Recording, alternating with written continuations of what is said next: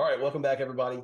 We've got a new guest on the show for you guys, Anne Marie Vargas. She lives in California, but buys real estate in other parts of the country, which is super interesting. We get questions from people that watch the show all the time about wanting to learn how to invest in real estate.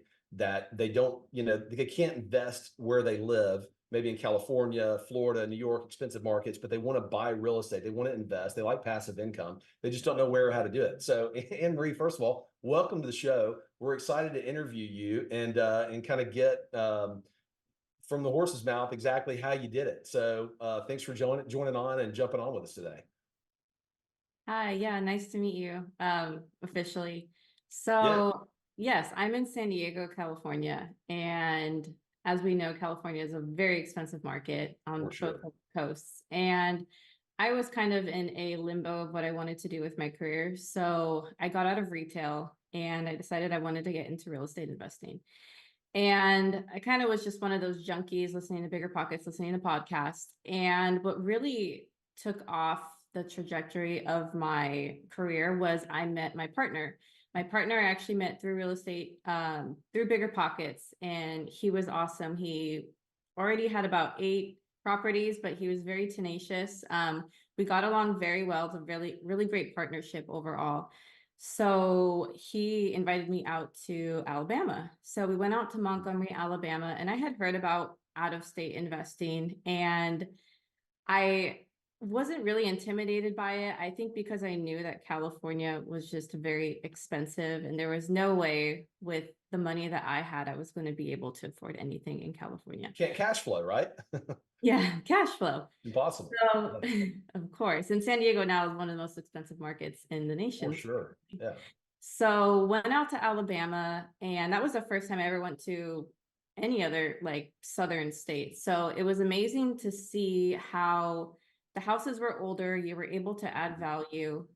Once you're there and you're walking homes, it really takes away a lot of the fear because you Mm, realize that it's a business and people are there to answer your questions, and people are very helpful in the South and the Midwest. I love it.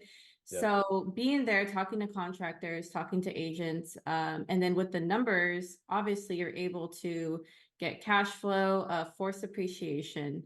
Yeah. And that's really something with the income that I had at the time, not really being able to do that in my own backyard. So you got introduced to a market Mhm. through basically networking, which is amazing. So that's kind of step number one. And then, you went to the market to look at, properties that were there to walk everything. I mean, it sounds like you bought some stuff that needed some work. So how did you avoid getting taken advantage of by contractors, I mean, 1,500 miles away? Yeah, so it's really great to build trust. So for example, like when we would go out and have dinner with contractors, it was really more of like Hmm. a partnership, like getting to know them. And I think sometimes too, it is about, the business side of it. But if you really want to build lasting relationships with these people, and in those markets, they're very tight knit. Yeah. So usually you can, if you have a good contractor, they can introduce you to a lot of other people. So really it's just staying on top of their work. I mean, obviously every no contractor, you kind of go through a few until you find one that's good. Oh, yeah.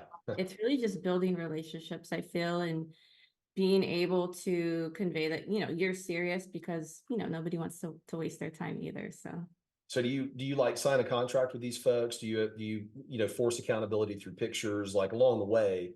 How do you make sure that, what you were expecting to happen to this property is actually happening?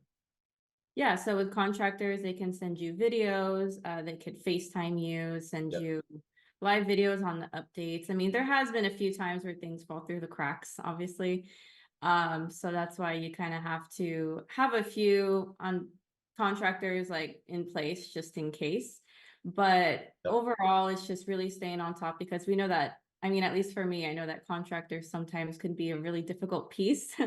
So it's just Can be. finding somebody that you can trust and just trying to give it a go. Yeah, no, it sounds great. So it sounds like it's been successful for you. You've been able to buy homes in Birmingham, and then Kansas City is the second city you invested in. So with Kansas City, yes, I was able to help as acquisitions over there, and it was really amazing because I learned even more than I did in Alabama. And Alabama was more passive, and then with Kansas City, it was more like I took on the reins to find the agents, find the wholesalers. We went out there, and it was such an amazing experience because for the first time, I was able to really analyze the deal like all myself, and Yep. from there be able to pass it on to know whether or not it was a good deal. So that one really gave me a lot of experience that then really I was able to take off and get into other forms of real estate investing. That's really cool. So how do you calculate these deals before you get in and decide this is the deal that you want to buy? Do you run it through a deal calculator online? How do you find what the numbers are? How do you drill down to the actual numbers and the Yeah, analysis so process? every calculator and deal is different, obviously, and everybody has their buy box. But I would say overall, the 1% rule isn't really something that you're gonna find that much. So if you could find something, and this is single family, obviously, not really so much multifamily, but with single family, if you can find something within even 0.7% of the rents, and you're able to Mhm. force a good amount of appreciation, that was kind of like the threshold. So like anything between 0.7% rents to like 1% would be amazing. Obviously, you can either turn it into a flip or you can turn it into a rental. So with that, we had different metrics of being able to see how much we would be able to it would be able to appraise for. And Yep. in those markets, they have an abundance of inventory. So it's great. You can kind of figure out every deal is so different over there. Yeah, it really is. I mean, coming from somebody that I invest in Memphis, Tennessee, I had investments in Indianapolis. I've been to Kansas City a number of times, Birmingham, and there really is. I mean, Anne Marie is exactly right. She hits the nail on the head. Like you can put a force appreciation in these homes by renovating and like doing something to them. But the big key and the key that everybody has, the question that everybody has is how do you do all that from afar without getting taken advantage of? So it sounds like, you've just done your homework. You've networked with people, you've gotten introduced to contractors, you keep them accountable. In the final time we have left, I think we've got 4 minutes left. I'd like to know how you bank these properties. Are you going to local banks? Are you going to private money lenders? Like, are you doing cash out refinancing? The Burr method, is that essentially what these are? Yeah, so for some of them, we had something in mind of essentially going into them. Like, for example, with one of my first property, I haven't seen any of my money hasn't come out. It was essentially supposed to be a Burr. So you go into it sometimes with one idea and it turns into something Yeah. else. For the most part, they were hard money.